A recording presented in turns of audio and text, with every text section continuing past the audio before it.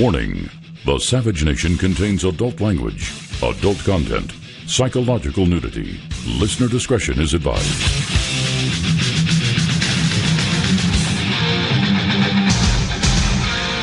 And now, America's most exciting radio talk show, The Savage Nation, home of borders, language, culture. And here he is, winner of the National Radio Hall of Fame Award, Michael Savage. I left. Well, that's how I was going to do the show today, but I can't do it about Columbus Day, and a wonderful time was had by all. I will work that in, but we are front and central talking about the massive 45,000-acre fire that is burning somewhat out of control in Napa and Sonoma counties. People are leaving the areas. Now, we're talking about the wine country to the rest of America. This is a national story. It started, we don't know where. A Hilton burned to the ground. A Kmart store burned to the ground. A McDonald's, an Arby's, an Applebee's, a pizza shop. 175,000 people in Santa Rosa have been evacuated. Schools and businesses are shuttered. 2 hospitals in Santa Rosa, those run by Kaiser Permanente and Sutter Health, evacuated. Power outages are widespread. Ladies and gentlemen, this is a massive fire. No one knows how it started. We can only guess. And believe me, theories are starting to circulate, and I will not repeat them, but I'm going to ask you this. If you are a first-hand fire witness, in Napa or Sonoma counties, and you are part of the evacuees, I invite you to call 855-400-SAVAGE, 855-407-282, and tell the Bay Area and the world what you are experiencing, because this is not going to end tomorrow. The fire has canceled many businesses, concerts, venues. People do not know what to do. Ash was falling from the sky around the Bay Area all the way into San Francisco. In fact, I got to tell you something. We went from heaven to hell overnight. Yesterday, Columbus Day, Blue Angels Day, was one of the most beautiful days of my life. The skies were perfect. The Blue Angels were stirring.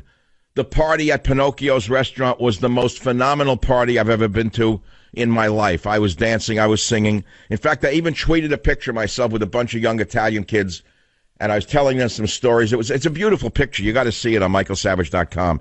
I was ready to talk about the beauty of Columbus Day, the parade, the multi-ethnic value of this parade. It's not just Italians. It's fabulous to see. It's an America you never see. And I did want to talk about it. I also wanted to talk about Pinocchio Restaurant. What an incredible time we had. But I can't do that right now. I'm asking you, if you're a fire witness, I want you to report to the Savage Nation and tell us what you are seeing. I don't know who started these fires. There are many other stories we're going to talk about. The 84-year-old Dianne Feinstein, by the way, or is it Harvey Weinstein? I don't know. I'm confused. Is it Harvey Feinstein and Dianne Weinstein? They're in the news right now. I don't know who's who at this point, but I know that one of the Feinsteins or Weinsteins is going to run again, but I don't think it's Harvey. I think it's Dianne. Can you imagine that? And take a guess why this power-mad woman wants to run for office again. Why? It's because of global warming. I mean climate change. I mean whatever it's called now. And guns. That's what's making this power-mad woman want to run again. What a country we're living in. Now, with regard to Columbus Day, don't think the Italians are taking it on their backs. They're fighting back. Are you ready how they're fighting back? They're not going to roll over to the Indigenous Peoples Day crowd. A movement to abolish Columbus Day and replace it with so-called Indigenous Peoples Day is certainly gaining momentum in leftist-run cities, but not everywhere. Because the man who opened the Americas to European, you should say conquest if you're one of the indigenous, but all you indigenous people, you wouldn't be here if it wasn't for Columbus. You'd be back in your homeland cutting people's hearts out or having your own heart cut out. So stop with the nonsense. If it wasn't for Columbus, you'd be living in a cave or swinging from a tree or having your heart cut out. I'm sick and tired of this garbage. I am sick of it, and I'm not Italian. And eliminating their festival of ethnic pride is about as culturally insensitive as you can get. A man named Basil Russo, president of the Order of Italian Sons and Daughters of America, said, "We had a very difficult time in this country for well over 100 years. Columbus Day is a day that we've chosen to celebrate who we are, and we're entitled to do that just as they're entitled to celebrate who they are." That is absolutely true. 100% right. And I'm sick of it. I'm totally sick of this, because the Italians have had a very rough time in this country in the beginning. Nobody handed them anything.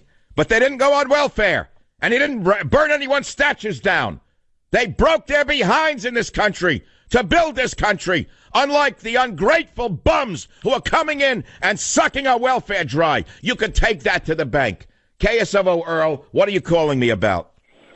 I'm calling you about the fire yesterday. I was at the Vallejo Napa flea market around 2 p.m. and a massive fire at the end of Green Valley Road and Highway 29, the industrial area, broke out, and I never saw it let up the whole day and night. Yeah, that's what I'm asking you, Earl. As in, what's your native area? Where do you live up there? I live on the American Canyon Vallejo border. Right. Okay. Now, we have seen wildfires in California before, but have we seen as many started let's say not started, as many at the same time as this? No. This no. And I'm going to tell you right now, a lot of people indigenous to that area, talk about Indigenous Peoples Day, a lot of people indigenous to Napa and Sonoma are saying they don't think this was a spontaneous series of fires. Did you hear what I just said? Who do you think started the fires? Or have they just started on their own? What do you think? What's the word on the street, Earl? I believe that someone is driving around and actually starting these fires and just continuing on, because I'm hearing that they're up in Grass Valley also. Well, we can't confirm that, but we can't deny it, and you're not the only one saying it. I've heard it from other people. Well, where are you evacuating to, Earl? Where are you heading? I'm actually not evacuating. It's just heavy plumes of smoke in the area where I live. And, all right. It's just stay cool, stay calm, run your HEPA filter if you have one. I woke up 3:25 a.m. thinking that my house was burning or some idiot was burning a log near my house. And then I looked out and the entire Bay Area was coated with a gray smog, a gray smoke. So I figured, okay, some fires up in the North Country. Ash was falling all over my deck. My white cushions were turning gray with ash. I was shocked as I woke up early in the morning to find out that it was more than just a small fire. The fact of the matter is the whole area is on fire up there, and it's not getting under control very, very fast. I mean, we're not knocking the people who are trying to put it out. But, you know, most of you who have gone to the wine country understand what I'm saying to you. This is a big deal. Many wineries are not going to be standing after this. The wineries are right in the bowl of the fire. In addition to that, there's an extreme health hazard as the smoke is spreading throughout the San Francisco Bay Area. Governor Jerry Moonbeam Brown took time out from condemning Donald Trump to declare a state of emergency and actually try to do something in the state of California. Cell service was down in parts of the North Bay. Smart train service was canceled because of the morning fires. And I guess here's some good news. The fires are threatening a cannabis harvest. That's the only good news, to save some brains for the future. This is the Savage Nation, 855-407-282. If you're a first-hand fire witness, you can call this show, which is local and national at the same time. We're also talking about Columbus Day. I'm going to mix the two together because I did have one of the best days of my life yesterday. And it was at my friend Giovanni's restaurant, Pinocchio. Yes, I'm giving him a plug because I loved every second of it. I was there with my family, and it was amazing. That place is on a street where the parade comes around the corner, and they all re-marshal right there, right in that short little strip of that street. And you get to see all the faces of the people, the soldiers, the sailors, the Marines, the Air Corps. You get to see the Coast Guard. You get to see the floats, the Ferraris, the cars. You get to see the young kids, the oldsters. And you get to see something interesting. It's a multi-ethnic parade in San Francisco. And it's a contiguous parade for 149 years. And I got to tell you something. It was beautiful to be there. I felt as though I was in a movie that I'd written in my own brain. Had a beautiful day. Watching the Blue Angels fly overhead was the cherry on the cake, hearing the thunder of those jets. And all I could think of is go get 'em, boys. That's all I could think of. And then you wake up to a thing like this. We go from heaven to hell. And one of my friends said to me just last night, after dinner, he said, you don't know what tomorrow will bring. I said, no, I'm going to do a show tomorrow about how beautiful Columbus Day was, how great it was eating a Pinocchio, how the kids they came over. I didn't know there were this many kids who listened to this show. I guess that's what I was going to say. I mean, I know I have a big audience here. I know that this show is a powerful voice in the San Francisco area, and around the country. I know that for a fact. But I didn't know how many children listened to this show, and there they were. The parents brought them over in crowds, and they were saying, can they say hello to you, Mr. Savage? Now, I'm a former teacher. This was so important for me to understand that my audience goes beyond, let's say, adults. Let's put it to you that way. And I see the children. They want to say hello to me. Well, we have the wonderful picture of them. I want to thank the parents for bringing them over. And we also want to talk about the horror of today and how it's affecting people. And so if you are a firefighter who is up there facing this nightmare, if you are a firsthand fire witness, maybe you came from the senior citizen home that was burned out. Do you know the 2 hospitals were evacuated? This is astonishing what's going on. And I'm right here to report to you not only the national but the international news on the Savage Nation, and also to celebrate Columbus Day with you, and also ask you which vermin are trying to deface our statues. As far as I'm concerned, they should be arrested immediately. It's one thing to protest. It's another thing to destroy. And I am sick and tired of the radical left destroying my nation. I want DHS to wrap them up and put them in prison. I want anyone defacing any statue, whatever it may be, without a court order to be thrown in prison. And I mean hard time. I don't mean a slap on the wrist and a reward to go back to their girlfriends with a whistle the next day and say what fun they had in jail with their other friends. I want them thrown in jail for 6 months, and I want them to do hard time. I don't want my country torn down. And whoever is funding these rats tearing down our statues, I don't know who it is. I want him thrown in jail as a conspirator. I don't know who is funding these vermin. I want him jailed. That's my opening. This is the Savage Nation. Fire, Columbus Day, back in a minute. Join the Savage Nation. Call now, 855-400-SAVAGE, 855-400-7282. Savage. The Savage Nation is sponsored by Swiss America, the only company I trust with my financial future. Call 800-289-2646 or SwissAmerica.com.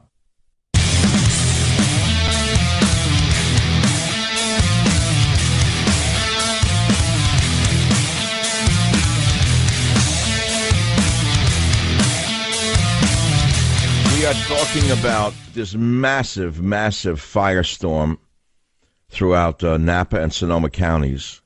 And there's something that many people are not discussing. Many of you listening around the country, when you say this, say, I think that's where the wine country is. Well, you're right. But it's also an agricultural area. Sonoma County farms have 30,000 dairy cows and 35,000 sheep and goats. Did you hear what I just said to you? 30,000 dairy cows, 35,000 sheep and goats. Where are they going to go? And produce farmers, those who provide vegetables for California, they are at the height of early fall harvest. The fire is closing in on their fields, which are full of end-of-season tomatoes or fall's winter squash. They have had to evacuate. So don't think this is limited to a few trailer parks.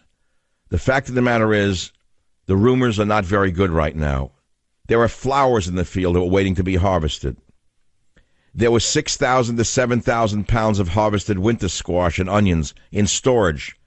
There are fruit trees that were ready to bear. Fall produce, summer produce, it doesn't mean anything to Harvey Weinstein, I'm sure, or to Matt Damon. I'm sure it doesn't ring a bell with the Hollywood crowd, but it rings a bell with those who work the land for a living. But what about the animals? What's going to happen there? We're going to some eyewitnesses, people who are actually in the area on the Savage Nation. We're going to Alan on KSFO right here in San Francisco. Alan, tell us the story. What have you seen? What happened? Hey, Michael, it's been horrendous. I've lived in Santa Rosa 50 years and never thought this would happen, but I was a witness to the whole thing up by the Hilton, the Kmart, the Wells Fargo Center up there. I live right next to it, and it swept down the hillside I'm on at 2 o'clock in the morning. I barely got out with my son and my dog, right? We escaped. The horses next door to us, our neighbor's house was in flames as we drove off. Did you say the horses were on the ground next door? Well, they live next door. Houses, horses and chickens. I just can assume that they're all. How are they going to get the horses out of there? Where are they taking them? I'm sure they're dead. I'm just swept in at 2 o'clock in the morning like a raging. So wait, so you ran out of the house. Your house burned to the ground. Where'd you go, Alan? Where'd you run? Yeah, well, you won't believe it. I had friends across town, and then I went to my mother, who's at a convalescent hospital on the other side of town, which was being evacuated at the same time. So they're evacuating the convalescent hospital. God in heaven. It's, Alan, it leads me to ask myself, what would anyone do in your situation? Did you have a what did they call it, a grab bag, a run bag, ready to go? I'm prepared. I didn't think it was going to happen. I looked at it. Michael, it was unbelievable. The hillside, it was like cannon fire going off, and I could see it was glowing on the other side of the hill. Explosions, and then the most bizarre, almost like a lightning flash from the ground up, a 2-second flash of what looked like lightning. What do you mean? Okay, I understand the fire. Does fire do that? Does fire cause that kind of does it cause that kind of sound? It was either transformers exploding, trees just detonating as they caught fire. This thing was moving so fast. It was cannon fire. So you lost your house with all your possessions, everything in it. Everything. I left. You'll love this. I left with my gun, my passport, and my computer. That's all I was able to leave. Well, I was asking you, it's an interesting question that none of us ever think about. What would you take if you had only a few minutes to run out of your house or apartment? Do people even think about these things or not? Well, I probably should have. I was on the news watching for 2 hours ahead of time. I just didn't think it was going to happen. I had plenty of time. You saw it elsewhere. You didn't think it was going to hit your hill. No, they were reporting that the fire was in Napa, and I was watching it, but I could smell smoke. And then I went out on my back deck, and I heard these explosions, and I go, what is going on? It was. Well, Alan, I'll give you a homily, but I do pray to God for you and your family and everyone else affected by this. What more can I say at this time? It may sound like empty words. They're not empty words. I don't know what this is going to do to the whole San Francisco area, but this is an astonishing story because many people are reporting these fires all started at about the same time. We'll leave it at that. What would you, the listener in New York or in Dallas, Texas, do if you had 5 minutes to evacuate your house? Do you have what's called, what do they call that, an emergency bag? A grab bag? What's the name for that thing? What do you do with your possessions? What do you do if you have gold? What do you do if you have guns? What do you do if you have your documents? Where are they? Would you be ready to run and flee? This is going to make me and everyone else I know be prepared. Join the Savage Nation. Call now, 855-400-SAVAGE, 855-400-7282. Savage.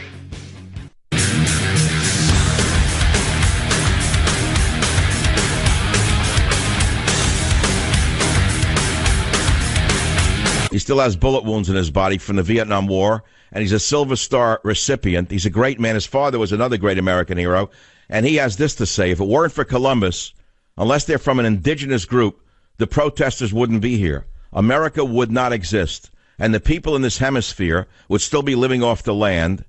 In the area which I live in now, they'd be living in mud huts and eating roots and limpets. As an American whose family came from Italy, I'm proud of Columbus, Vespucci, who gave his name to America, Fermi, and all the other Italians who helped make our nation great. So when the prog-tards whine about white privilege, I think of all the sweat and hard work my forebears put in to enable me to have the opportunity I've had, and I say, damn right, not Italian-American, American. Now, the fact of the matter is this started in Berkeley, California in 1992, and then Berkeley, California has been run by some of the sickest puppies America's ever produced. We cannot let this poison to spread, and there is a way to stop this poison, and it's already starting. It's starting on the college campuses where even they, the liberals, have recognized what's going to happen. Because Black Lives Matter, which is a fascist group, everybody knows that, has gone so far as to shut down the ACLU free speech events. The other day, the Black Lives Matter fascist thugs stopped an ACLU leader from speaking at the College of William and Mary, who was speaking, no doubt, about free speech. And the Black Lives Matter vermin screamed out, liberalism is white supremacy. Liberalism is white supremacy. Well, now the ACLU is shocked. Here in San Francisco, good Democrat liberals, and there are many, they come from an old line of Democrat liberal traditions. And as I've said 1,000 times on this show, if I've said it once over these 20-some-odd years, a bird needs two wings to fly, a left wing and a right wing. But if you only have left wings and the right wing is cut off or tied down, the bird flies in circles. And that's what San Francisco has been doing for years. It's the filthiest city in the Western Hemisphere. I have a friend who's visited from another city, and we love this city. We love the parade. He said he's never seen such violence from the bums in the street. There's human feces in the street. In fact, yesterday, after we left the Columbus Day parade, I have to tell you the side story. We walked down towards the ferry terminal, and there's a small grassy park, a little knoll that you walk through. There was a bum in that park with a golf club screaming at everyone. And I was with my friend and two, thank God, security guards at the time. I saw that guy with the club. He was a madman, and I know he was going to kill somebody. Well, I certainly notified, everyone saw this coming, and the guards got in front of us. This guy was an inch away from swinging and cracking someone's head open. But he didn't do it. He probably evaluated four men and figured, you know what, even I'm liable to get hurt here, even with the police protecting me, even with the psychos who run the city. I'm liable to really wind up hurt. So he made believe that he didn't see us. But he continued to yell. Well, listen to this. Later that night, or was it this morning, I got a report from my friend in the downtown hotel that he heard from the doorman that that very same bum with the golf club got into a swinging fight with another bum. Would you believe this? With a guy had a battery. This is what's going on in San Francisco. This city is out of control. The corruption is so rampant that the vermin who run the city, who took it over, the fake liberals like Aaron Peskin, who make believe that they're good guys and on the side of the left, they're the ones who empower the vermin in the streets. They're the ones who make sure the streets are broken and covered with feces. And let me tell you something. The good liberals of this city, those who built this city, those whose parents and grandparents built this city, have had enough of the left. That's what's going on in this country. And now back to all the other stories of the day, including Columbus Day and the fire up in Sonoma, the fires in Sonoma and Marin. Even the rotten leftist demagogue, New York's Mayor Bill de Blasio, has said this about Columbus Day. You can debate the historical figure of Christopher Columbus, but you can't debate the contribution of Italian Americans to this country. That's even the rotten leftist demagogue, New York Mayor de Blasio. Even he admitted that. You may not know this, but many Italians who migrated to the U.S. initially had a very rough time. So stop bellyaching to me about how hard you have it. You sit here on welfare, or you work and your wife doesn't work and your 12 children don't work. The Italians had no welfare. In 1891, 11 Italians were lynched in New Orleans by a mob who said they were responsible for the death of a policeman. So don't tell me everyone else had it easy and you're having it hard. If you don't like it, you go back to the third world hellhole you snuck out of. And don't dump your garbage on our shores. It's enough already. Began in Berkeley, California, who got rid of Columbus Day in favor of Indigenous Peoples Day in 1992. How advanced can you be? Many places have adopted Indigenous Peoples Day since then, including Alaska, blah, blah, blah.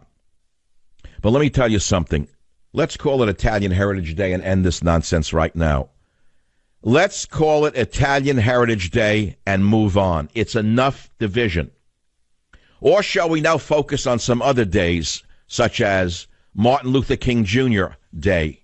Why is that day sacrosanct while Columbus Day is not? Am I equating the two? Absolutely not. But one celebrates the national pride of a people, as does the other. And therefore, both deserve to exist. The fact of the matter is, Columbus's arrival in the New World under the sponsorship of Spain was probably very bad for the indigenous peoples of Hispaniola, the island he colonized that is now split between Haiti and the Dominican Republic. We know about the forced servitude. But how many of their descendants are living here in San Francisco, Berkeley, or New York? Near none. So it's just, again, white communist leftists who are glomming on to indigenous people's grievances to tear America apart. And it's enough is enough. And by the way, there are laws against the defacement of statues. And I want the laws fully enforced. And I want all Italians listening to me. Don't roll over to these vermin. Fight back. Stick with Columbus. Now, more reports from the Sonoma Napa area. I'm very excited right now. I've been up since 3:30 in the morning, by the way, since this. I've inhaled nothing but fumes all night long, even down here in Marin County. I was going to go to San Francisco and do the show today, but I heard the fire was bad down there too, so I'm not down there right now. Let's get some calls on the livestock. What about the thousands of cows and sheep and the chickens? You may laugh and say that nothing to that. Well, what about it? You want it to burn alive? You think that's a joke? Lisa on KSFO, what's going on with the livestock evacuations up there? Yeah, I got a call from a friend. Her in-laws live there, and they were evacuated this morning, and they have horses. And so they were evacuated to the fairgrounds.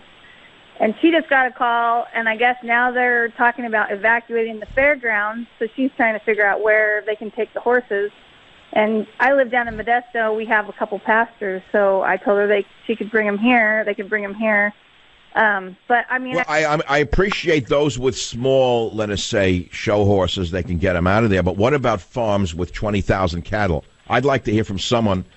Thank you, Lisa. I'd like to hear from someone who actually has a working farm, who has thousands of dairy cows or sheep or goats. I want to know what you're doing with your animals. Are they burning alive and we don't know about that? Are there any firefighters out there who can tell us what the word is on the street with the guys who are manning the hoses? Who do they think started this fire, if anyone did it? Or were they spontaneous, simply because of the high season, let's put it to you that way, extremely dry, a tinderbox right now? Who started this fire, or were the fires simply spontaneously ignited? Are there any firefighters who have a hint? Have you found anything in any of the fire zones that are questionable? I'd like to know about that. WABC, Eddie, New York City, what's your topic? Go ahead, please. Hi, Dr. Savage. I'm an Italian-American, U.S. Navy, Vietnam veteran. And I'd just like to say that if people want to be so historically accurate, Columbus was flying under the flag of Spain, and it was the Spanish conquistadores who perpetrated the vast majority of these violations of human rights. Yes, Columbus did have a hand in it, but he actually did protect some tribes from one against each other. I don't think we have to parse what Columbus did or didn't do. All we know is that if Columbus had not discovered America, most of the people who are bellyaching wouldn't be here to begin with. They'd be back in the hellholes they came from. So what are they complaining about? What does it have to do with their daily lives? Nothing. All they want to do is step on the Italian people. That's all this is about, is stepping on Italian heritage. And you better stand up to them and not be so intellectual with them. There are more of you than there are them, and I'm sorry to say the Italian people have become too passive in this country, in plain English. That's what I think. I'm sick and tired of it. Fight back, Italians. Don't let these fakers tell you it's Indigenous Peoples Day.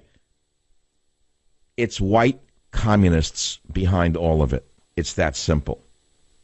855-400-7282. Let's calm down for a minute. I've got to calm down for a minute, because this is a very, very intense day for me out here on many fronts. One, I've been up all night, and I don't want to make a real mistake. I made only a few so far today. Let's go to a nice thing today. Go and look at the picture of Michael Savage talking to some beautiful children at Columbus Day outside Pinocchio Restaurant. There's like 1, 2, 3, 4, 5, 6, 7 children, avidly listening to me in my Panama hat and my white linen blazer. And I'm telling them, I don't know what I was telling them. In fact, I'm not even going to say what I was telling them. But I had their rapt attention. It was fabulous to be around those children. I forgot how beautiful it is to be around so many children. I mean, teachers have a wonderful life if they have a good school and good kids. Children are the most beautiful and precious thing on the planet. And why should Italian children be picked on by these white communists who are telling them that they should be ashamed of their heritage? Do you understand what this does to Italian children? Do you understand what racism this really is, of tearing down Columbus statues? And have you seen the faces of most of the people who are the most violent in pulling down these statues? Have you looked carefully at who they really are? There are laws against this. They should be arrested and put in jail, in the hardest jail possible, for this crime for 6 straight months, especially in a prison where there's a large Italian-American population of prisoners. Maybe they could learn some Italian-American heritage from the Italian-American prisoners during their 6 months of incarceration. Because I think if the Italian-American prisoners had the opportunity to teach some of these left-wing vermin who are tearing down Columbus statues something of the Italian heritage during the incarceration period, I suspect they will come out truly reformed from their experience behind bars with the kind and sensitive Italian-American inmates. This is the Savage Nation. I'll be right back. Join the Savage Nation. Call now, 855-400-SAVAGE, 855-400-7282. Savage. The Savage Nation is sponsored by Swiss America, the only company I trust with my financial future. Call 800-289-2646 or SwissAmerica.com.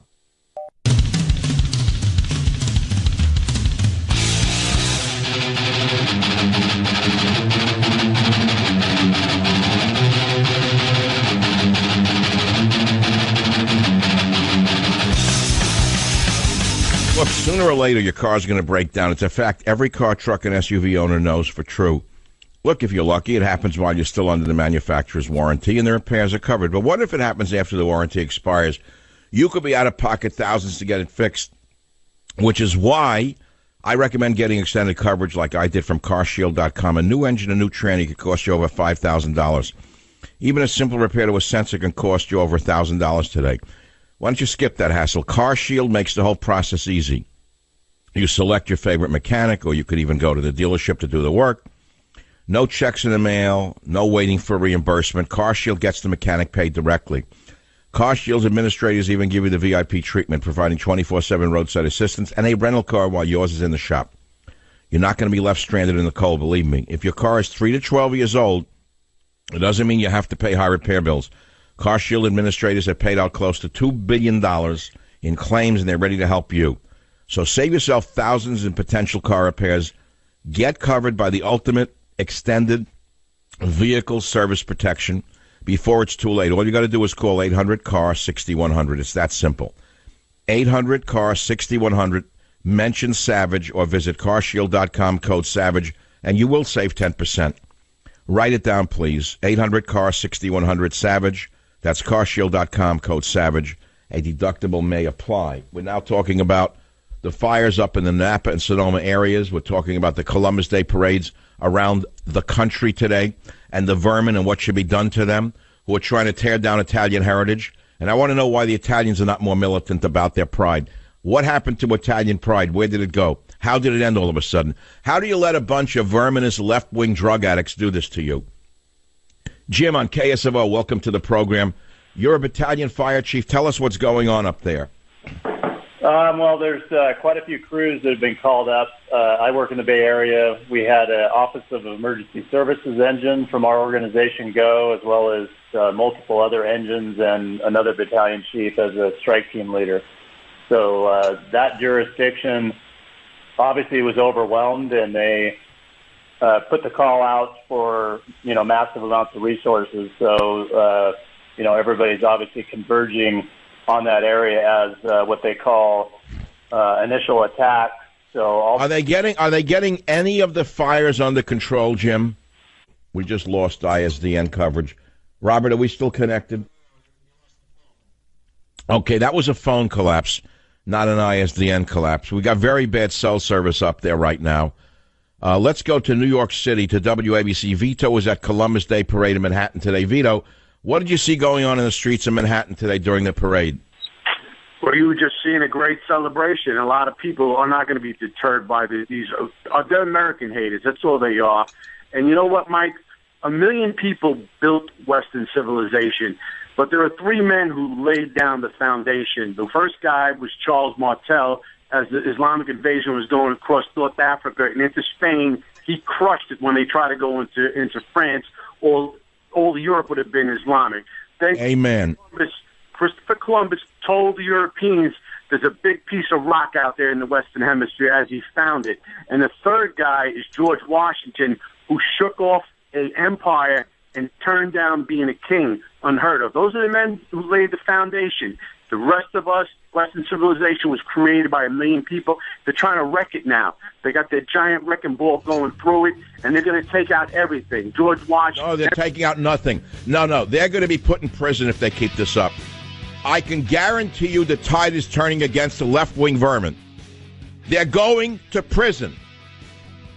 They're going to prison. You decimate, you defame a statue, you're going to jail. And we're going to lobby to put you in the hardest prisons in America with the largest population of Italian Americans possible. Join the Savage Nation. Call now, 855-400-SAVAGE, 855-400-7282. Savage.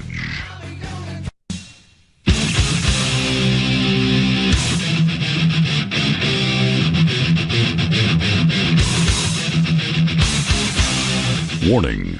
The Savage Nation contains adult language, adult content, psychological nudity. Listener discretion is advised.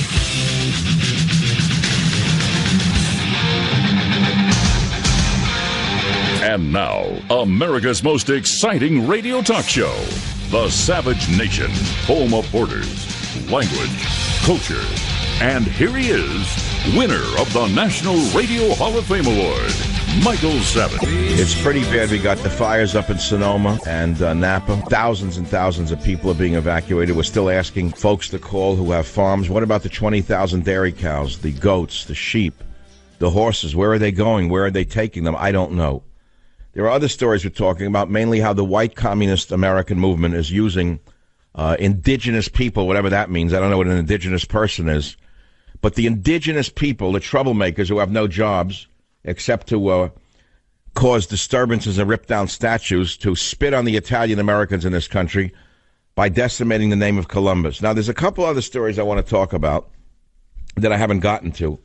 Over the weekend, I saw this. I said this can't be true, but only in California could this be true, the insanity. Are you ready?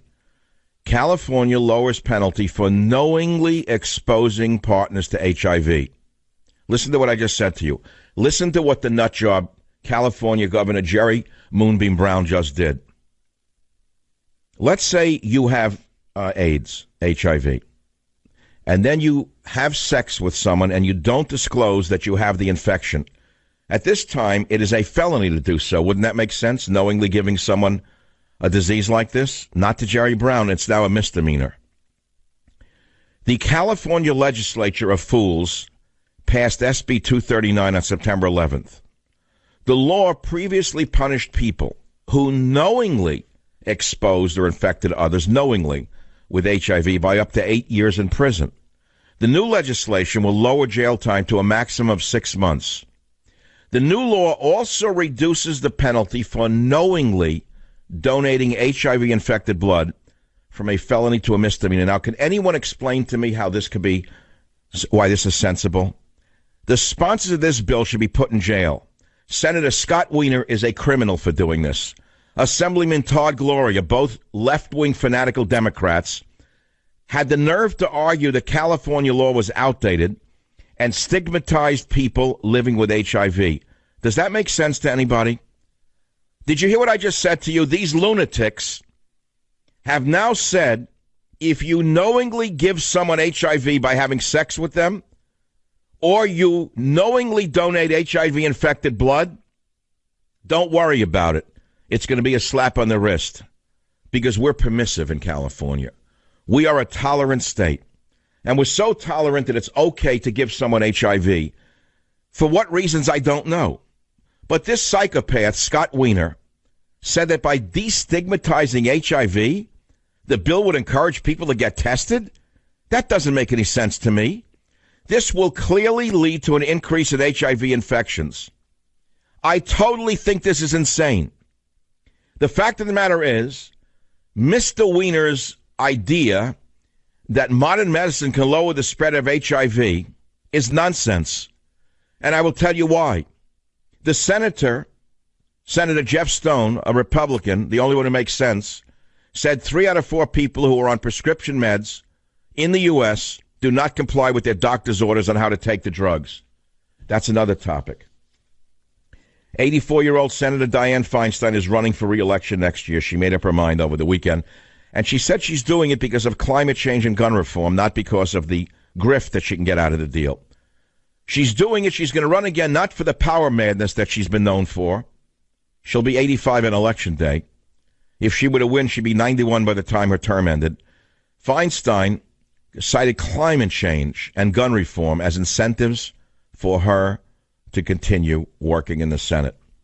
Meanwhile, in Nevada, we haven't forgotten the massacre. A so-called professor is blaming the Las Vegas massacre on, roll of the drums, Donald Trump. We have that sound. Meanwhile, the madness continues. A British man, Jamie Haron, is facing jail in Dubai for touching a man to avoid spilling a drink. He tapped a man on the shoulder to avoid spilling a drink, and they're putting him in jail in the wonderful advanced Arab nation of Dubai. Isn't diversity wonderful? 855-407-282. By the way, in California, there's a hepatitis A outbreak that's on the verge of a statewide epidemic, and Jerry Brown has done nothing about that. Done nothing about that. Harvey Weinstein officially fired from the Weinstein Company. Big deal. Crashers try to disrupt Columbus Day ceremony in New York. They should be put in prison. Trump administration sends Congress a 3-part immigration reform agenda. I can't wait to see what happens with that one. Lawmaker takes first step to remove Columbus Day statue in New York City. Take a look at that doll's face. Vegas killer described his unusual habits in 2013 testimony. I don't even want to read them. This is a family show. And here's another one on michaelsavage.com.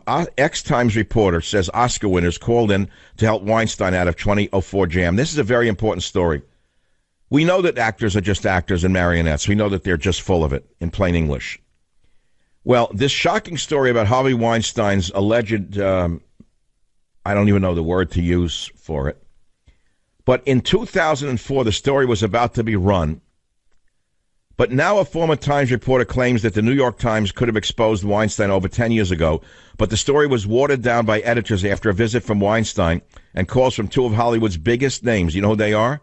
Take a guess which two of the biggest names went and called the New York Times to kill the Weinstein story.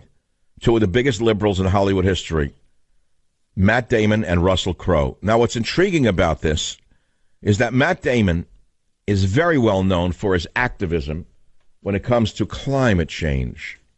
Now, where do we believe Matt Damon now? That he actually believes that he cares about climate change, he actually knows the science? Or that Harvey Weinstein was not a predator back in 2004? Which one of those stories is he lying about? I can't decide. Now, Matt Damon is a big shot on global warming.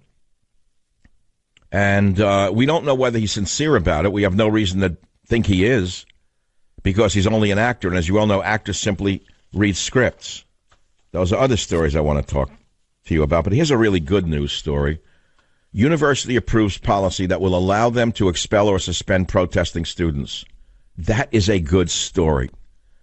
That is a good story. University of Wisconsin System Board of Regents voted on the new punishments for students who have already been charged with disrupting others' free expression. Those who offend a second time will be suspended. Rat bums who disrupt a third time will be expelled, according to the Associated Press. Good for the University of Wisconsin. At least they're standing up to the left-wing rats. WABC, Kevin, what's your topic? Welcome to the program. What's on your mind?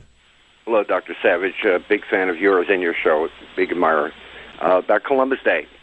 I'm not sure how it got co-opted into Italian Day, but if you every kid of our generation recalls 1492, Columbus sailed the ocean blue, got the money from Queen Isabella and King Ferdinand in the name of Spain. Columbus was actually from Genoa in 1492. Italy wasn't even a country until 370 years later. And it seems to have become Italian Day, when it should be America's Day. So well, let's not say what you think it should be. It simply should be Italian Heritage Day. And anyone who defaces a statue should be put in prison for 6 months, especially in a prison that is predominantly occupied by members of the ethnic group that they are offending. So if they offend African Americans, for example, by defacing an African American statue, they should be put in a prison that is largely African American inmates. If they deface, let us say, an Israel Independence Day celebration, why the left-wing rats should be put in a prison with some Jews who are in prison. Let's say Jews from Mossad or from organizations like that. And maybe they can learn something about Jewish culture and tradition from the members of the Israeli mafia who are in prison. Maybe they would learn something about Jewish heritage in prison, because it's a learning experience. Jail is a learning experience. And I think the protesters, who are all college students and well-meaning, of course, want to learn as much as they can about various cultures. So if you deface a Columbus statue and I'm in charge, you're going to a prison which has a large Italian-American population for 6 months. Because in that prison with Italian-American prisoners, you're going to learn a lot about their culture. They're going to teach you the way they teach each other. You're going to learn a lot about Italian-American culture in prison. That's where you're going. You deface an African-American symbol or statue, you're going to a prison where African-Americans are a large proportion of the population, and the African-American prisoners will teach you a lot about their culture, especially jail culture, to people like you. And, of course, you'll try to use your tactics of blowing a whistle or calling the New York Times, but no one will be there to help you. And you will come out a changed girl. You will come out a different girl. You will come out a different person altogether, and a better one at that. Well, I'm running short of time on the Savage Nation. These are some of the topics I'm talking about. We'll play some sound from the two Feinsteins. It's Harvey Feinstein and Diane Weinstein. I don't know who's who anymore. It's Feinstein and Weinstein, the fires and Columbus Day, right here on the Savage Nation. Join the Savage Nation. Call now, 855-400-SAVAGE, 855-400-7282. Savage. The Savage Nation is sponsored by Swiss America, the only company I trust with my financial future. Call 800-289-2646 or SwissAmerica.com.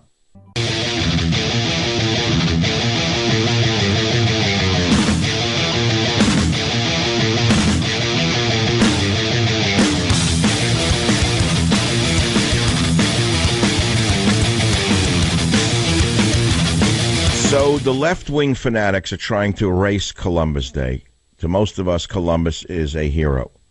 There's a great article on this by Scott Greer of the Daily Caller that I will paraphrase and reflect on with you, which is this. He says Columbus always had his detractors in the U.S. I didn't know that. In the early 20th century, waspy nativists weren't fond of honoring an Italian Catholic as the discoverer of America at a time when Italian Catholics were immigrating en masse to America. These anti-Columbus Americans at that time wanted to honor Leif Erikson. Leif Erikson is a Nordic who the new immigrants from Southern Europe couldn't claim as their own. This is interesting. And he says that the reason for the old animosity of Columbus was due to his status as a symbol for Catholics and Italians. And the reason for the new animosity towards Columbus Day is the view that European discovery of America was a great crime that we should look at with shame, not honor. Well, let me remind all of you who think that that is true. Can I remind you of something? Are you ready? If it was not for Columbus, without this Genovese explorer, very few of us would be on this continent right now, and the United States would never have come into being, which goes to the whole point of why the leftists are attacking Columbus. Because it's the core of the founding of the United States of America. They want to take this country apart at the joints. The fact of the matter is, the idiots believe that before Columbus arrived, all the Native American tribes were living in perfect harmony with one another and with nature. That is total crap. The native tribes were decimating each other and killing each other. They were vicious, bloodthirsty monsters. No, they were not all peace-loving, noble savages, as many of you think. If you want to honor anybody, who should we honor? We should celebrate Italian-American heritage is what we should do. But if you want to imagine the natives as peaceful people who were living in harmony with each other, you're a fool. In fact, one of the first tribes Europeans came in contact with were the extremely violent Caribs, a name that cannibal was derived from. You didn't know any of that? You didn't learn that at PS 22? Did you hear what I just said? Amongst the first tribes that European, quote, evil colonists came in contact with were the violent Caribs, a name that cannibal was derived from. And according to the great historian Samuel Eliot Morison, the derivation of that word owes to the people's fondness for eating their fellow man, and they also ferociously fought the Spanish and lost. But what about the peace-loving Aztecs, many of whom's descendants are now working in America? So-called indigenous people, the Aztecs. Do you know about the peace-loving Aztecs and their wonderful civilization? What was going on amongst the peace-loving Aztecs when the Spanish came in contact with them? Well, the Aztec society was built around human sacrifice. And the primary aim of Aztec warfare was not to kill their enemies, but to capture the opposing warriors in order to slaughter them in their grisly rituals. That's an example of the indigenous peoples that you think are so sacred, the so-called noble savage. The tribes here in North America that the English settlers encountered were also violent and unwelcoming to the newcomers. The fact of the matter is, the Europeans won this conflict. And I'm not ashamed of it. And you shouldn't be either. But let's get focused on Columbus Day. Let's talk about Columbus Day. Why shouldn't we just call it Italian Heritage Day, since that is what has become, more or less, Italian heritage? I don't believe the indigenous peoples are our real founders at all. I think that's total rubbish, and I'm not guilty about it. And I want you to understand that they're trying to tear down all the symbols and figures of this great nation of ours and try to make us apologize for it. The fact of the matter is, without Columbus, most of the people complaining about Columbus wouldn't even be in the United States of America, because there would be no United States of America. And that's it. But what about the biggest story of HIV? Did you miss that story that I just told you? California just legalized knowingly passing the HIV virus. Doesn't that shock you and show you how insane this government is? WABC, line 3. Parker, what's your topic? Hi, Dr. Savage. I just think it's crazy to think that all over America, people are just forgetting about common knowledge and science. I go to school at WVU, and it's rampant here. People just ignore modern science. California just lowered the penalty for knowingly exposing partners to HIV. This is how insane the city is.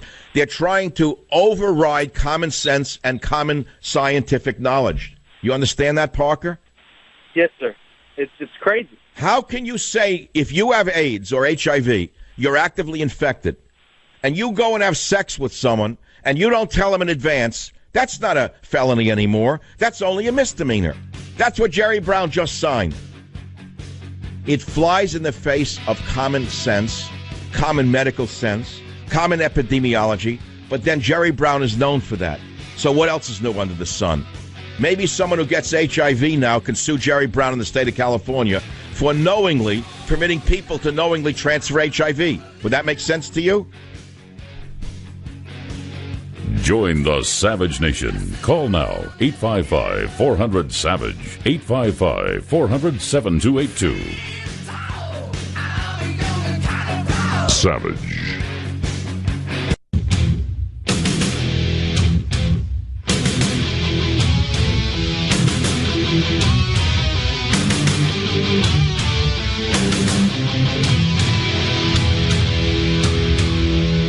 Are there any firefighters listening to the show today, the Savage Nation, who are up in these fire areas in Sonoma or in Napa County, who have any on-the-ground stories to tell? And I don't mean just the human interest stories. I mean, are you finding any evidence of arson? Are you find any evidence? Have you found any evidence to indicate these fires are not all spontaneous? Because a lot of people are very suspicious that so many massive fires started at about the same time last night. They don't think they're all spontaneous. We don't expect Jerry Brown to ever tell us the truth about anything.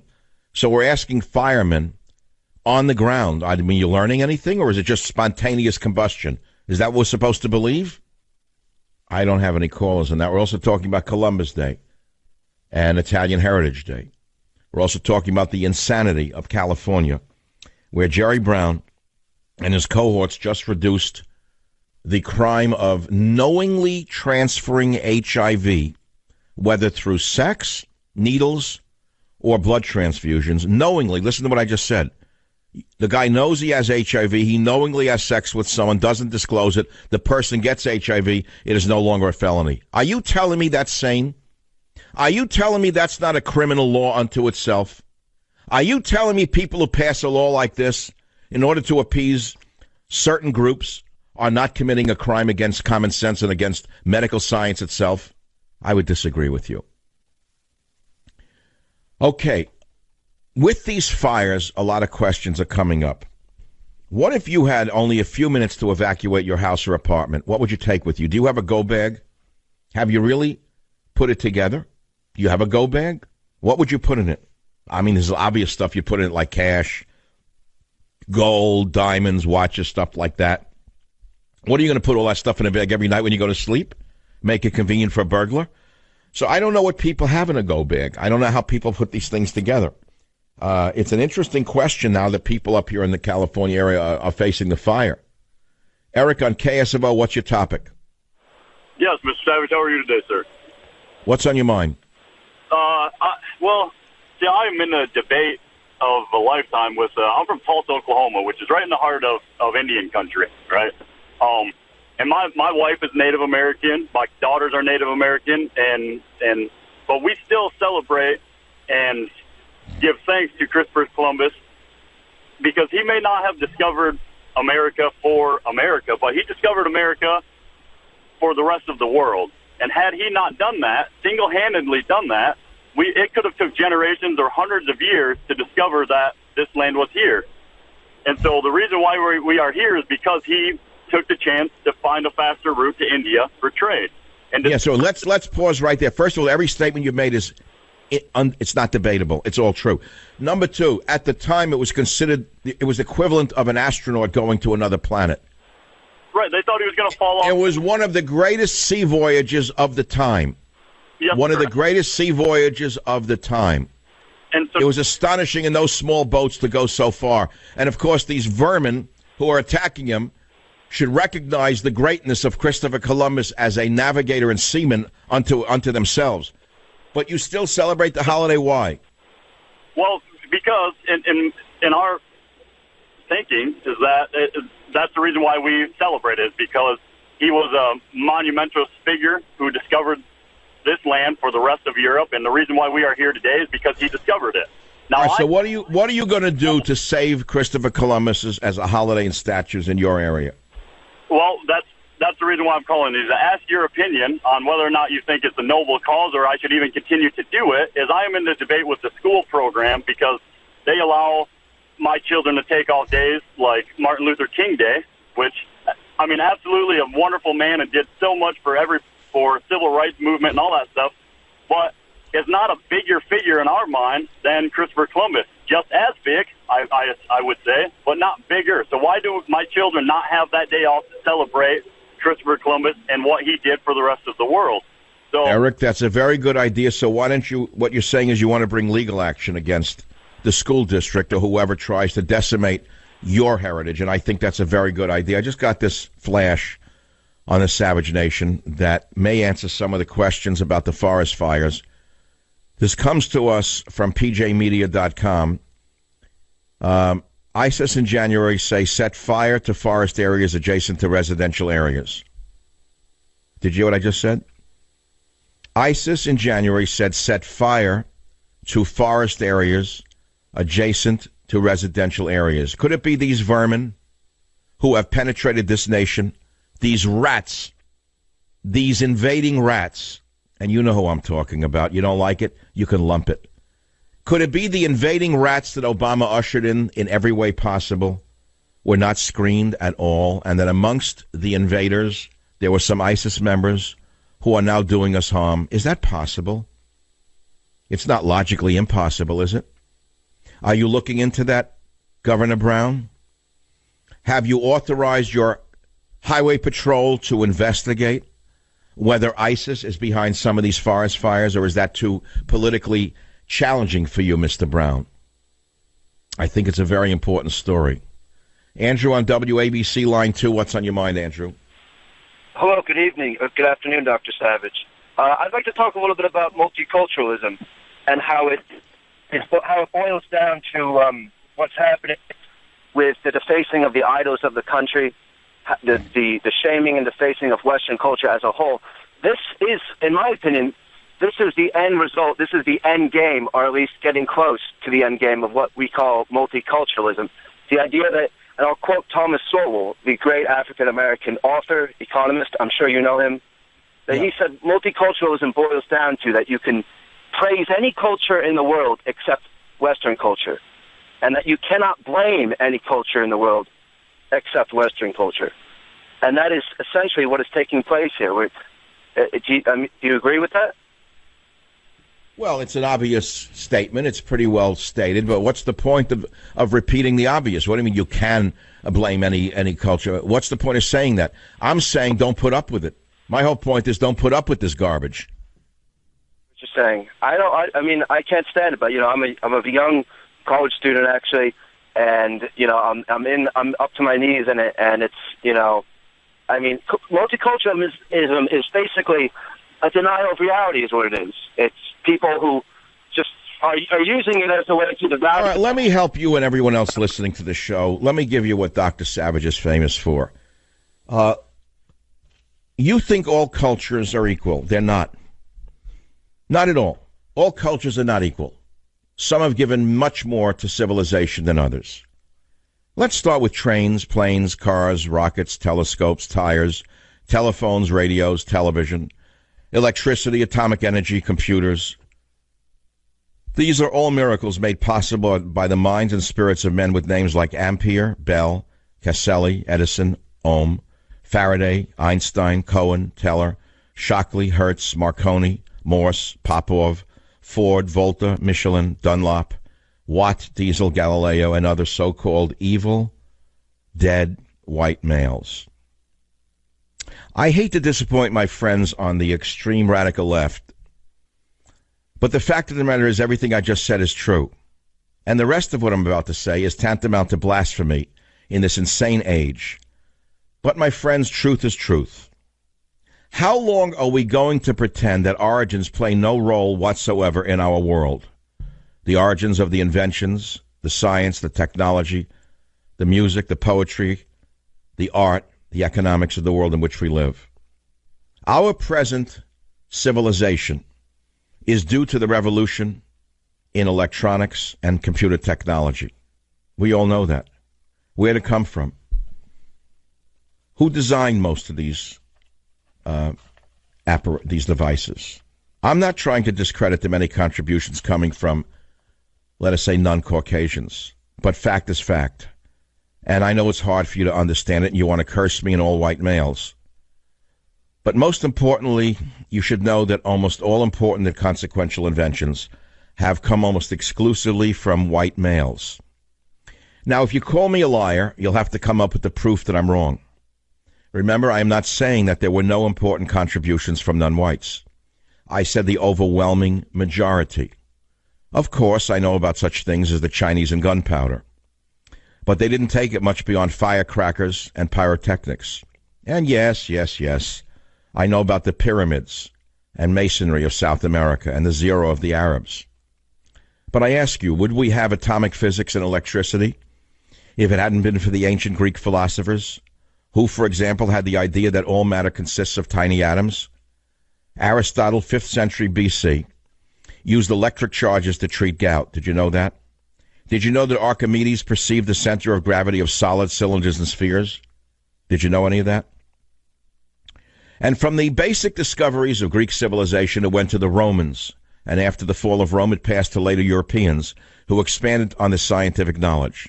In modern times, these ideas were developed by such Europeans as Volta, Ampere, Watt, Bell, Edison, and Einstein, who provided the basis for most of the technical wonders of today. All of them dreaded white males, hated by the vermin on the college campuses. But wait, I know, maybe you got your enlightenment from one of the Ivy League institutions of disinformation.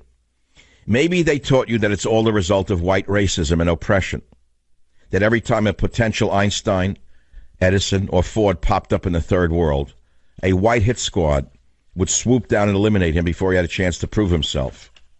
Or maybe their schools refused to teach him in the language of the day. Or maybe they didn't have proper daycare facilities. Or maybe a would-be innovator came from a dysfunctional family.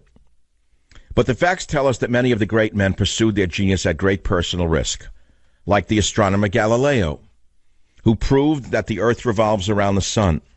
He and other men of genius and courage refused to be suppressed, even if it meant their lives. They would permit no race, gender, group, or class to keep them from their pursuit of truth and excellence, whatever the cost.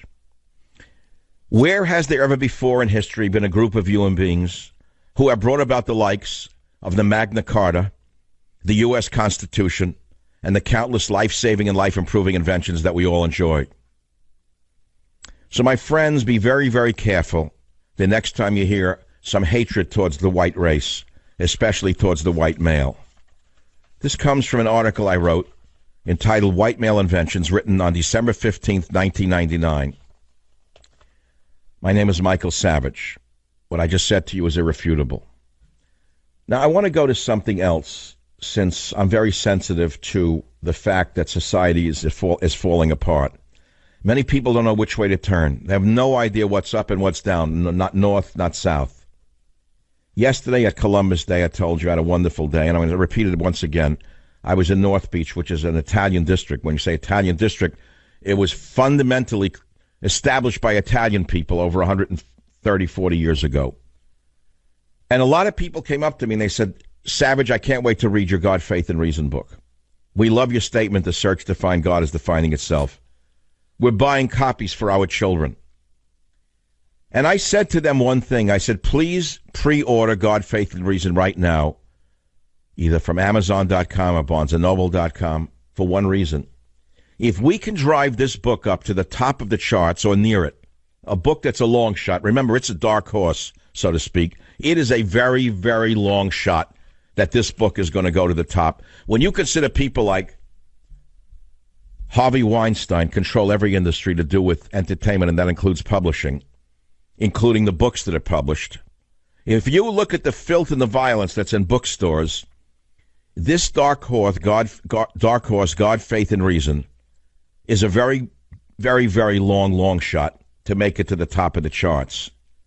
And so if you want to see God represented in this sick world of ours, I ask you to do the right thing.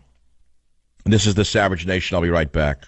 Join the Savage Nation. Call now, 855-400-SAVAGE, 855-400-7282. Savage. The Savage Nation is sponsored by Swiss America, the only company I trust with my financial future. Call 800-289-2646 or SwissAmerica.com.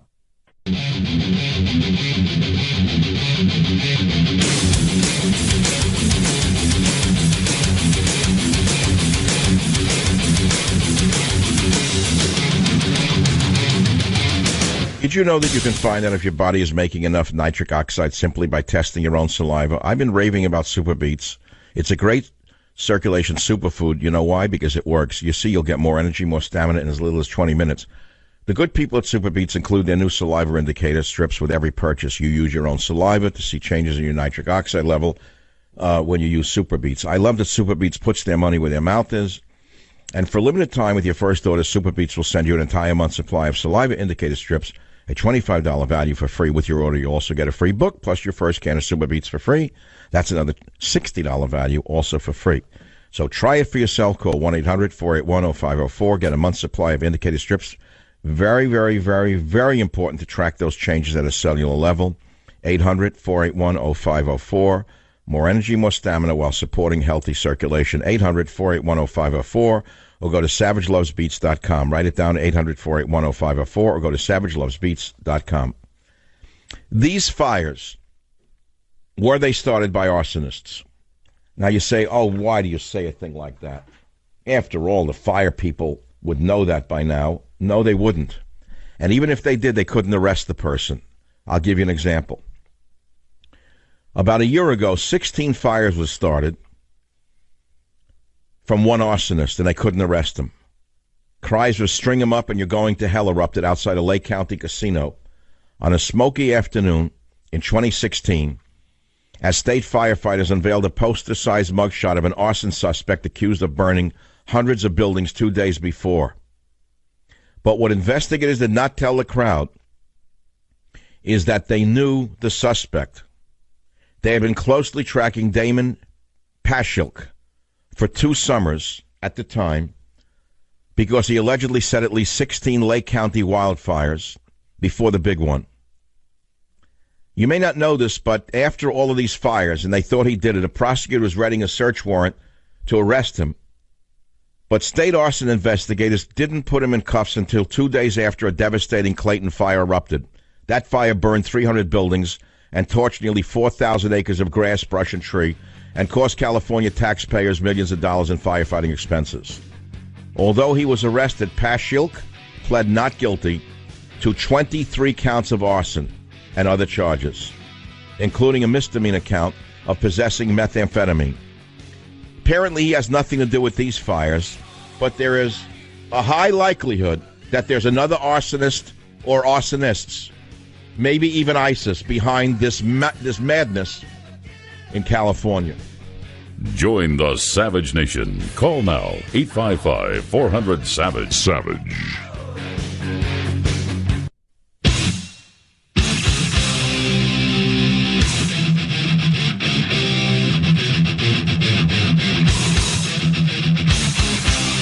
Warning.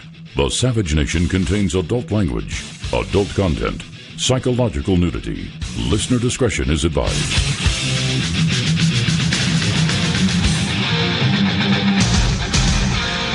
And now, America's most exciting radio talk show, The Savage Nation, home of borders, language, culture, and here he is, winner of the National Radio Hall of Fame Award, Michael Savage. We are talking about this massive firestorm throughout Napa and Sonoma counties. And there's something that many people are not discussing. Many of you listening around the country, when you say this, say, I think that's where the wine country is. Well, you're right. But it's also an agricultural area. Sonoma County farms have 30,000 dairy cows and 35,000 sheep and goats. Did you hear what I just said to you? 30,000 dairy cows, 35,000 sheep and goats. Where are they going to go? And produce farmers, those who provide vegetables for California, they are at the height of early fall harvest. The fire is closing in on their fields, which are full of end-of-season tomatoes or fall's winter squash. They have had to evacuate. So don't think this is limited to a few trailer parks. The fact of the matter is, the rumors are not very good right now. There are flowers in the field that were waiting to be harvested. There was 6,000 to 7,000 pounds of harvested winter squash and onions in storage. There are fruit trees that were ready to bear. Fall produce, summer produce. It doesn't mean anything to Harvey Weinstein, I'm sure, or to Matt Damon. I'm sure it doesn't ring a bell with the Hollywood crowd, but it rings a bell with those who work the land for a living. I don't know what this is going to do to the whole San Francisco area, but this is an astonishing story because many people are reporting these fires all started at about the same time. We'll leave it at that. What would you, the listener in New York or in Dallas, Texas, do if you had 5 minutes to evacuate your house? Do you have what's called, what do they call that, an emergency bag? A grab bag? What's the name for that thing? What do you do with your possessions? What do you do if you have gold? What do you do if you have guns? What do you do if you have your documents? Where are they? Would you be ready to run and flee? This is going to make me and everyone else I know be prepared. I woke up 3:25 a.m. thinking that my house was burning or some idiot was burning a log near my house.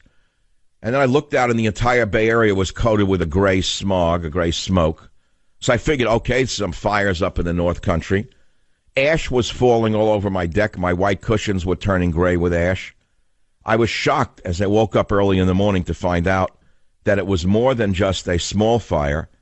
The fact of the matter is the whole area is on fire up there, and it's not getting under control very, very fast. I mean, we're not knocking the people who are trying to put it out.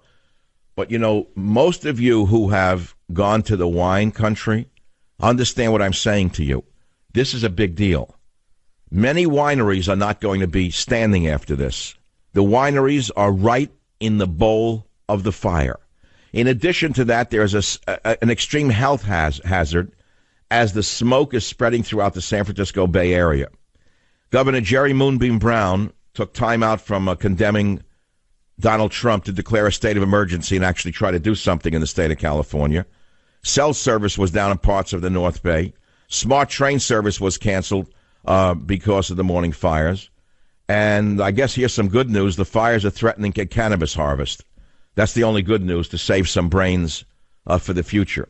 Talking about the massive 45,000-acre fire that is burning somewhat out of control in Napa and Sonoma counties. People are leaving the areas that we're talking about the wine country to the rest of America. This is a national story. It started, we don't know where. A Hilton burned to the ground. A Kmart store burned to the ground. A McDonald's, an Arby's, an Applebee's, a pizza shop. 175,000 people in Santa Rosa have been evacuated. Schools and businesses are shuttered. 2 hospitals in Santa Rosa, those run by Kaiser Permanente and Sutter Health, evacuated. Power outages are widespread. Ladies and gentlemen, this is a massive fire. No one knows how it started. We can only guess. We can only guess, and believe me, theories are starting to circulate, and I will not repeat them. The fire has canceled many businesses, concerts, venues. People do not know what to do. Ash was falling from the sky around the Bay Area all the way into San Francisco. In fact, I got to tell you something. We went from heaven to hell overnight. Yesterday, Columbus Day, Blue Angels Day, was one of the most beautiful days of my life. The skies were perfect. The Blue Angels were stirring. The party at Pinocchio's restaurant was the most phenomenal party I've ever been to in my life. I was dancing. I was singing. In fact, I even tweeted a picture of myself with a bunch of young Italian kids, and I was telling them some stories. It's a beautiful picture. You got to see it on michaelsavage.com. I was ready to talk about the beauty of Columbus Day, the parade, the multi-ethnic value of this parade. It's not just Italians. It's fabulous to see. It's an America you never see. And I did want to talk about it. I also wanted to talk about Pinocchio Restaurant. What an incredible time we had. But I can't do that right now. I'm asking you if you're a fire witness. I want you to report to the Savage Nation and tell us what you are seeing. I don't know who started these fires. There are many other stories we're going to talk about. The 84-year-old Dianne Feinstein, by the way, or is it Harvey Weinstein? I don't know. I'm confused. Is it Harvey Feinstein and Dianne Weinstein? They're in the news right now. I don't know who's who at this point, but I know that one of the Feinsteins or Weinsteins is going to run again, but I don't think it's Harvey. I think it's Dianne. Can you imagine that? And take a guess why this power-mad woman wants to run for office again. Why? It's because of global warming. I mean climate change. I mean whatever it's called now. And guns. That's what's making this power-mad woman want to run again. What a country we're living in. Several Democrats have distanced themselves from Harvey Weinstein. Did you hear this story? 6 more Senate Dems joined Vermont's Patrick Leahy in vowing to give away the campaign contributions they'd received from Weinstein over the years. It just shows you how loyal and what stand-up guys they are, right? What a great group of guys. Chuck Schumer is giving back the money to Weinstein. Kirsten Gillibrand giving back the money. Cory Booker of Jersey, Elizabeth Warren of Mass, they're all giving back money that Weinstein gave them. They're real stand-up people, really solid human beings. And then did Weinstein make up a Jay-Z lyric? Play Stand By Your Man. I just want to hear it. And Who's Your Harvey Weinstein is trending now, apparently, on Twitter. What does that mean? I don't know. Look, you got to admire the guy. Come on. You know, a lot of it's like jealousy. When a big guy falls, everyone's jealous of his success. They want to see him fall. Even liberal Democrats are glad he got it because if you didn't make it as big as he did. He's got big enemies, by the way. He made huge enemies. I can't name. Well, one of them is already named. Everyone knows Spielberg and he have been vying for years for Oscars. For example, director Steven Spielberg went up against Miramax and the Weinstein Company for Project and Oscars. And he refused to say anything about Weinstein while he was on the red carpet promoting a HBO documentary about his career, Spielberg. So he didn't want to say anything. He said, it's a subject I don't shy from, but it's not relevant to what we're discussing about Susan's movie today. I have a lot of opinions about that, but not for this event tonight. Spielberg's Saving Private Ryan famously lost out for Best Picture to Weinstein's Shakespeare in Love at the 1999 Academy Awards. So, you know, there's a lot of... But the fact of the matter is, now Weinstein is saying he's going to sue the Times for up to $50 million, and he brought in attorneys, big attorneys, but what's even more ironic than anything is that he hired this Lisa Bloom. Here is a woman who's represented one woman after the other with one complaint after the other. Most of us think it's all crap and made up. It's just trying to make money. That's what most people think about it anyway that I've seen. Now she's on the other side representing the other side. It just shows you, right, what it means to be that kind of lawyer. Reporters Jodi Kantor and Megan Twohy spent 6 months to research the Weinstein story. And Weinstein says the editorial team only gave him 24 hours to respond. Harvey, you got more than I got when they tried to slam me in certain newspapers. They didn't give me 24 seconds to respond, Harvey. And I didn't sue. The fact of the matter is, let it go, Harvey. You're making a big mistake. He shouldn't sue them. He should just let it drop. I got to say this.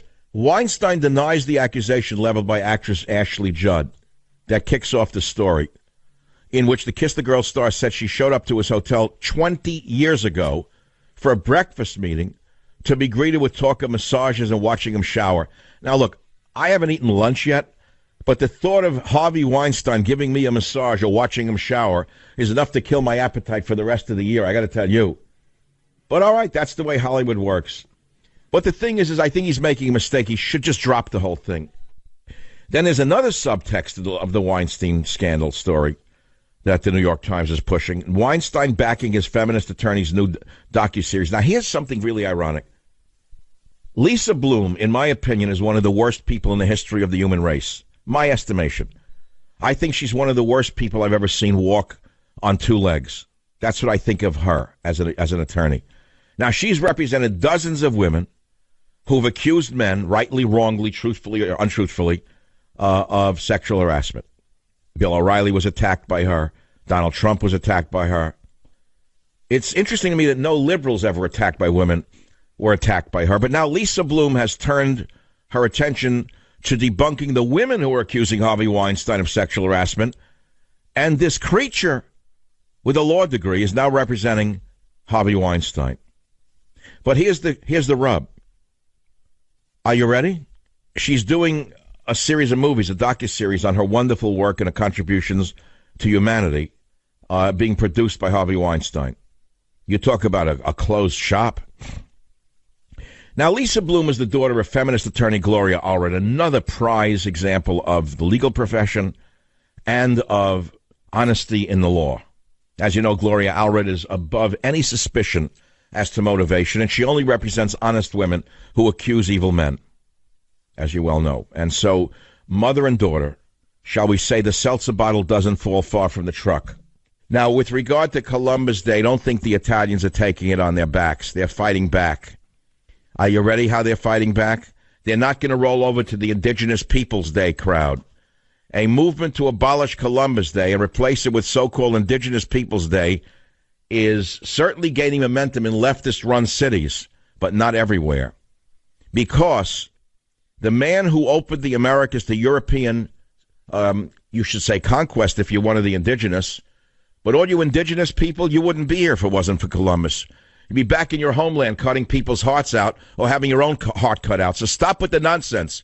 If it wasn't for Columbus, you'd be living in a cave or swinging from a tree or have your heart cut out. I'm sick and tired of this garbage. I am sick of it, and I'm not Italian. And eliminating their festival of ethnic pride is about as culturally insensitive as you can get.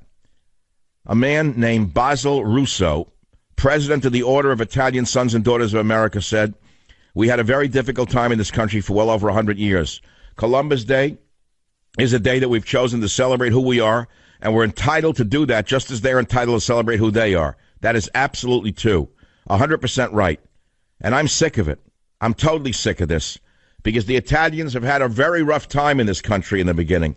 Nobody handed them anything. But they didn't go on welfare, and they didn't burn anyone's statues down. They broke their behinds in this country to build this country, unlike the ungrateful bums who are coming in and sucking our welfare dry. You can take that to the bank. Join the Savage Nation. Call now, 855-400-SAVAGE, 855-400-7282. Savage. The Savage Nation is sponsored by Swiss America, the only company I trust with my financial future. Call 800-289-2646 or SwissAmerica.com.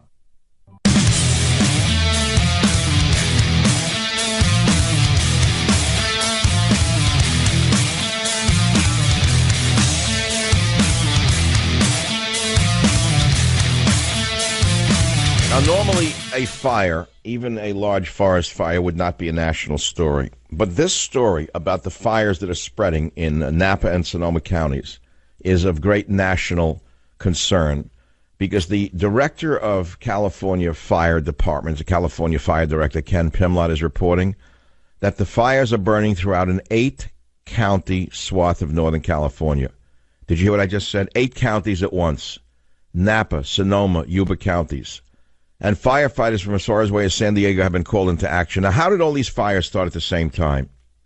Are we supposed to hear that we don't know that they just jumped over the crest and went into the next county? Why should we assume that there is not arson when arson has been involved before?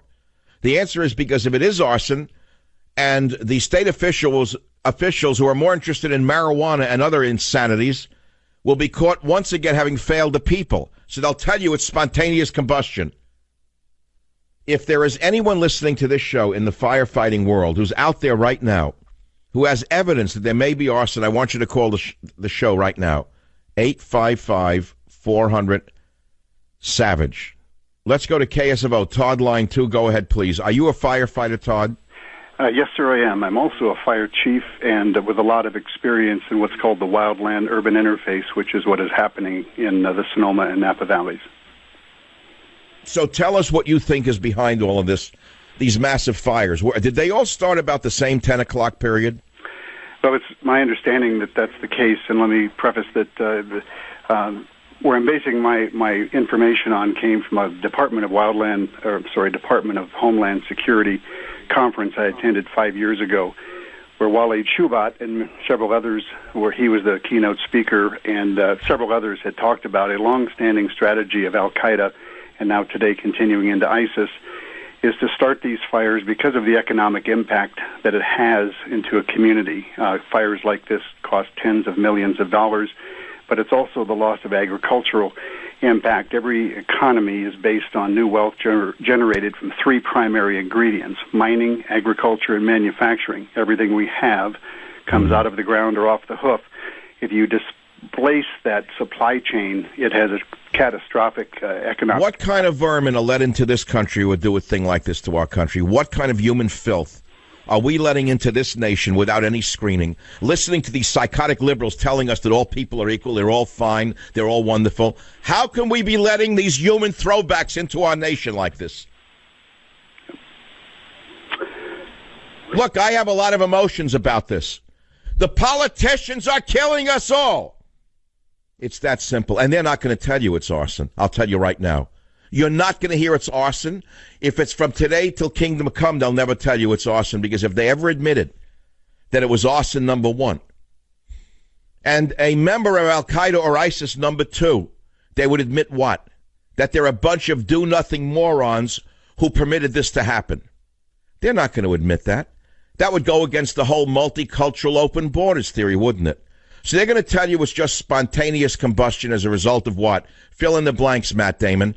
Global warming caused it. Expect that tonight from the San Francisco Chronicle. Global warming caused the fires to all erupt at 10 o'clock last night in 8 counties. All at once in 8 counties, puff! The global warming genie came down and started 8 fires in 8 counties. It wasn't ISIS. It wasn't Al-Qaeda. It wasn't a plain old American arsonist. It was global warming. Just ask Larry David or Dianne Feinstein. They're experts in science. My friends were talking about huge stories here. The insanity of the left is the connecting story of all of them. Join the Savage Nation. Call now, 855-400-SAVAGE, 855-400-7282. Savage.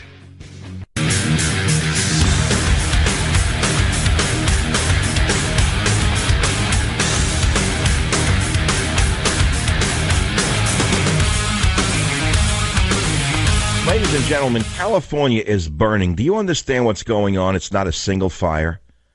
Do you have any idea that most of these fires are not contained? Do you understand 1,500 houses and commercial buildings have been destroyed? Now, there are many fires. Tubbs Fire, Napa County, 25,000 acres. Think of that. 0% contained.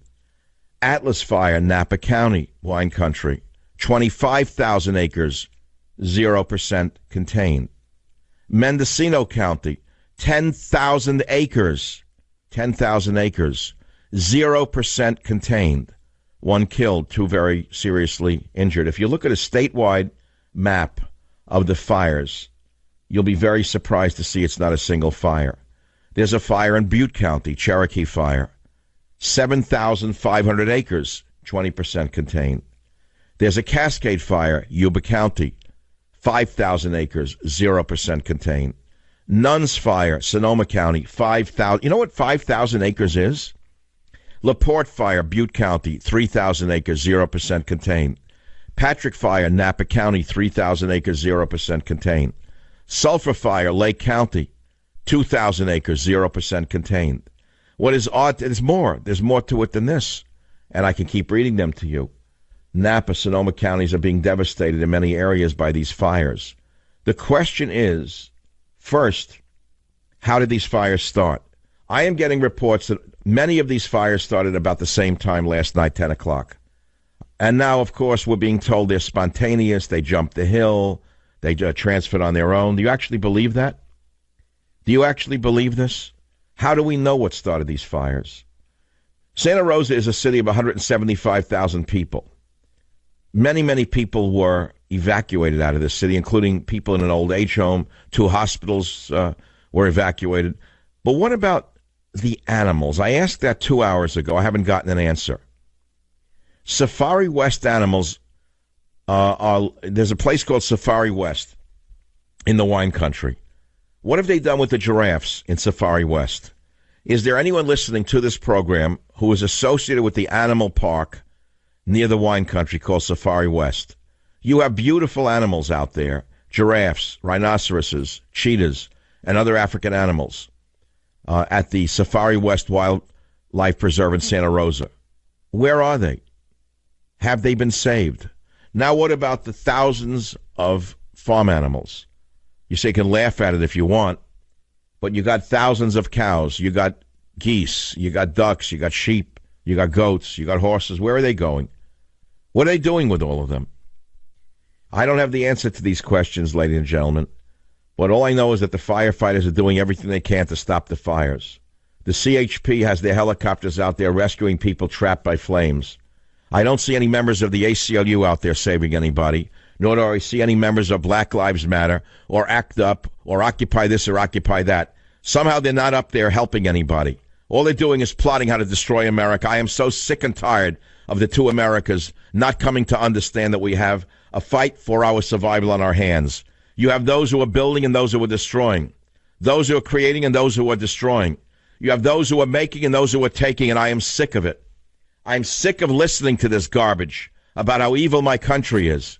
And I'm sick and tired of the fat people in the news business, these putzes from the local television shows, these useless idiots who say nothing about anything unless it's the usual perpetrator in their mind, someone who looks like Timothy McVeigh.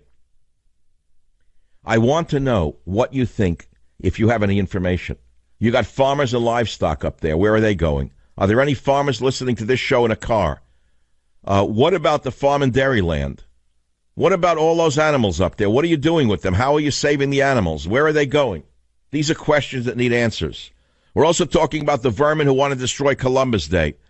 They have no idea what the hell they're talking about. The noble savage never existed. There were no noble savages that we know of. They were eating each other alive, skinning each other alive. As far as the sacred Central Americans, called the Aztecs, they didn't just capture the enemy to kill them. They captured them to torture them to death in their satanic rituals. So don't tell me that Columbus found a peaceful, beautiful place that was living in harmony. It's garbage. Okay, I've said what I have to say. What do you want to say? The phone number is 855-407-282. You know my name. You know the place. You know the station. Now let's go to michaelsavage.com. Yesterday was heaven. Today is hell. There I was, Columbus Day in North Beach, outside Pinocchio restaurant. Look at the beautiful children, the Italian kids, hanging around with old Savage. Somehow we all got along. And by the way, in the parades, it was multi-ethnic. Black kids, white kids, a lot of Asian kids.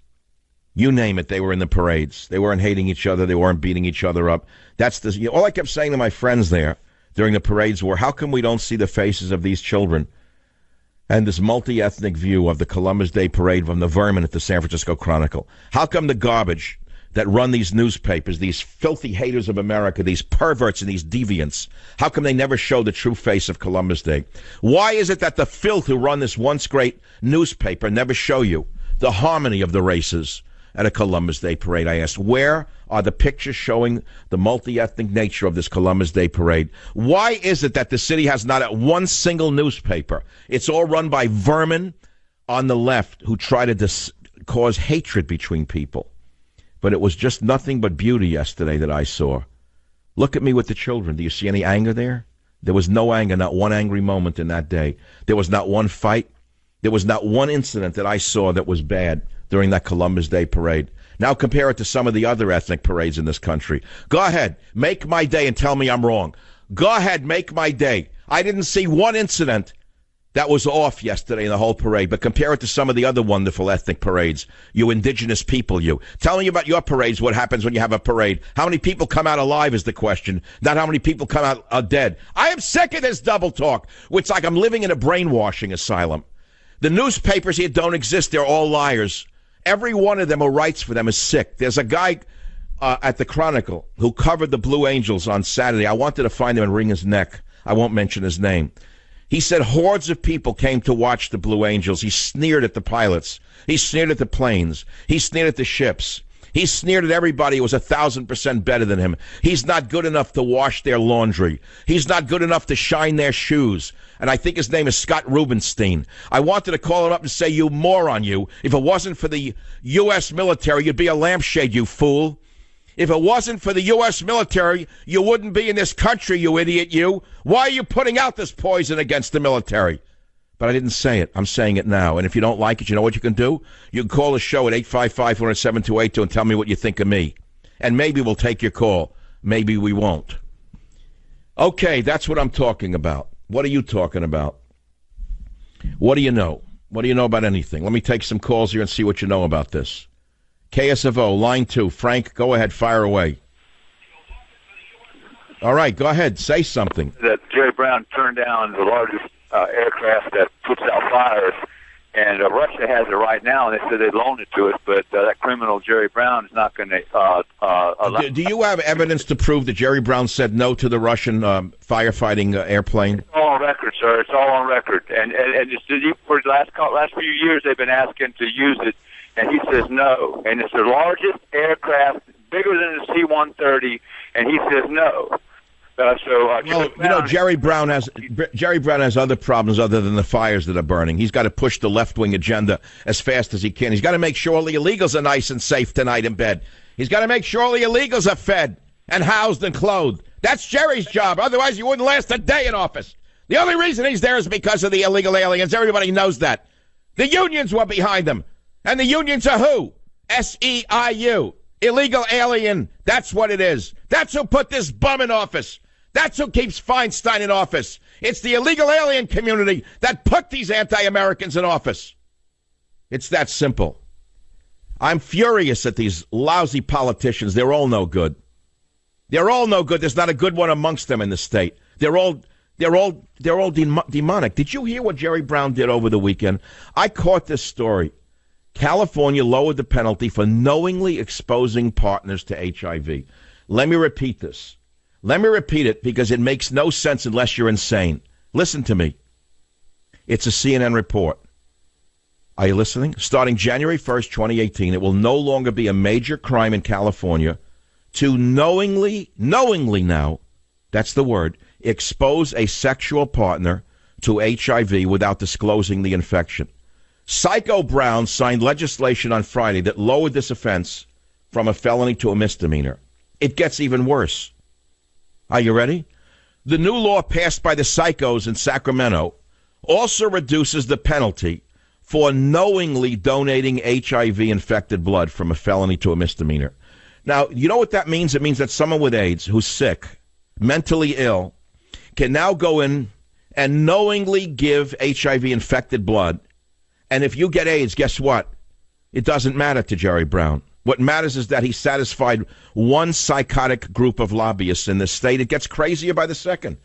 California lowers penalty for knowingly exposing partners to HIV. And who pushed this?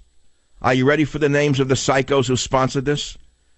Senator Scott Wiener and Assemblyman Todd Gloria, both Democrats, argued that California law was outdated and stigmatized people living with HIV. That makes no medical sense whatsoever. That's insanity. It has nothing to do with stigmatizing people. It has to do with protecting people, not stigmatizing people. Wiener the psycho said the most effective way to reduce HIV infections is to destigmatize HIV? Is he crazy? Is he out of his mind? Gloria released a statement on Friday saying, quote, the bill will put the state at the forefront in the fight to stop the spread of HIV. This, my friends, is the classic example of psychotics running the state. It does not destigmatize HIV. What it does is guarantee HIV will now be spread. Ladies and gentlemen, we're living in a meltdown not only of the state, but of common sense. All of our safety is at risk because of the left-wing fanatics who have hijacked not only the state government, but this one-party corrupt system has hijacked the newspapers, the television stations, and virtually every radio station in the state of California with very rare exception. I rest my case. I'll be right back. Join the Savage Nation. Call now, 855-400-SAVAGE, 855-400-7282. Savage. Sponsored by Swiss America, the only company I trust with my financial future. Call 800-289-2646 or SwissAmerica.com.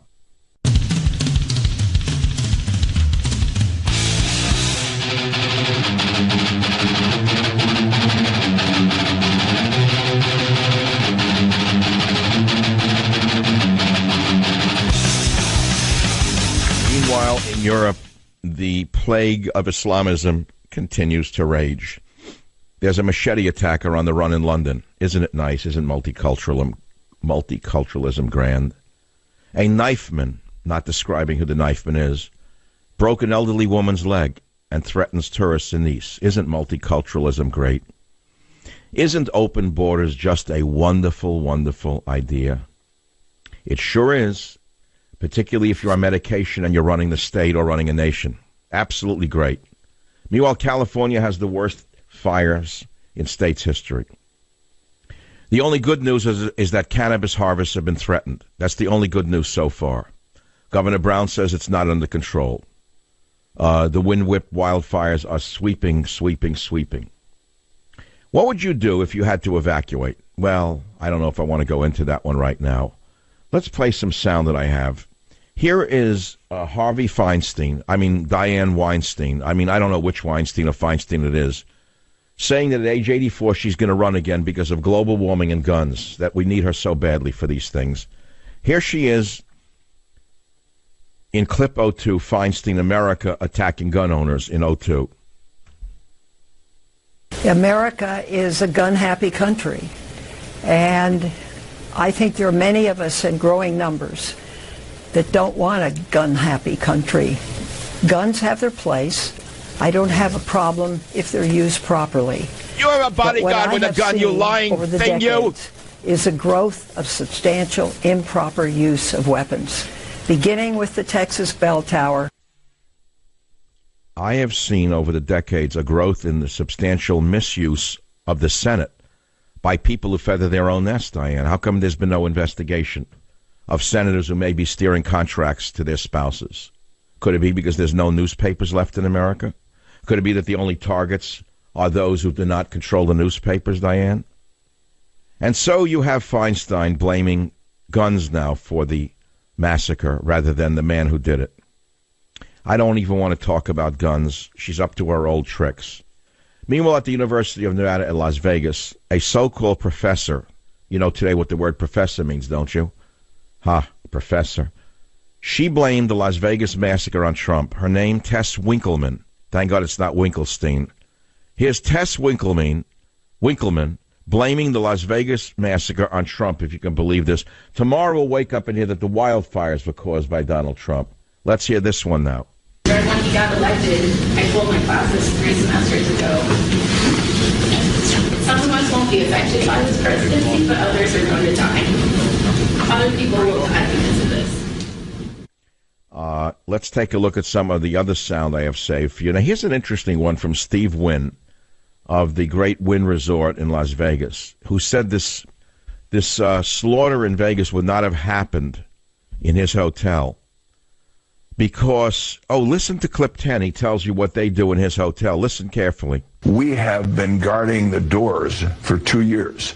Every single day, 24 hours a day. We have magnetometers at any place, at every employee entrance, and at every place of human collection, like the nightclubs. We don't want people at the door. That's not necessary.